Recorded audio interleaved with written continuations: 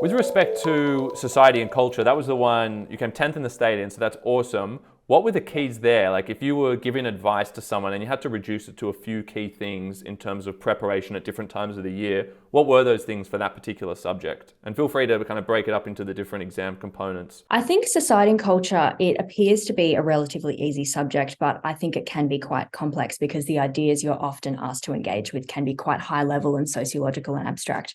So my biggest tips for society and culture are going across the entire year would be you need to have really, really strong notes.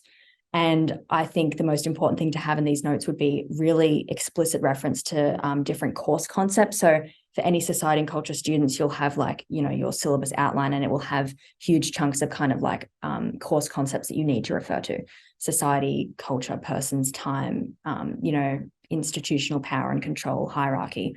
All these different course concepts will appear in the syllabus. And I think it's really important that in your notes, you have reference to these course concepts, because ultimately that is what is going to get you marks.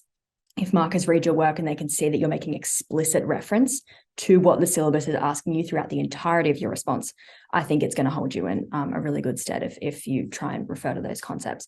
Another thing in those kind of like having really good notes, subheading of that would be have heaps of examples. In society and culture, I would constantly be going above and beyond to try and research the most niche examples for all of my syllabus dot points, things that were not in the textbook, things that we didn't go over in class. I would read academic papers. I would bring in new course concepts and theories that I thought were interesting. So anything from like the postmodern theory of like cultural mystique, or like all these things that I know markers wouldn't have heard of. I tried to bring in all these new examples and new theories to make myself stand out. But also, this goes for any HSC subject as well. If you use examples, you look like you're substantiating what you're saying, and it bodes really well for your marks, I think. Particularly with society and culture, I think in order to get a band 6, it's more than just having that thesis and having that idea. It's generally about, having the idea, but whether or not you can back it up with something that's tangible, or you can explain it with an example. So I would definitely say you need strong notes with lots of examples and reference to course content. But then I also would say practice is so important for society and culture all throughout the year as well. This goes for like the multiple choice questions to the short answers to the essay questions that you get in the 2-hour exam. I think I would constantly be doing practice papers all throughout the year. I would sometimes just sit down of an afternoon, I would get a past HSC question, and I would give myself like 10 minutes, and I'd be like, okay, write an essay plan, get out an introduction, break down the question. So I'd like highlight certain parts of it and think, okay, what could I say to hit this point here?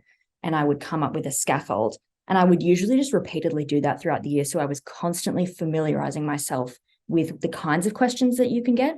Because for society and culture, the questions are often quite heavy. They're complex things. They seem really simple, but they can get quite abstract. And you want to make sure that you have a really strong and precise answer, because that is what is going to get you marks. So I would also recommend practice questions are so key. Even if it's not a full practice essay, the act of just sitting down and looking at questions, breaking them down, and then planning for them, I would say is really, really helpful. So those would be my top tips for society and culture for sure.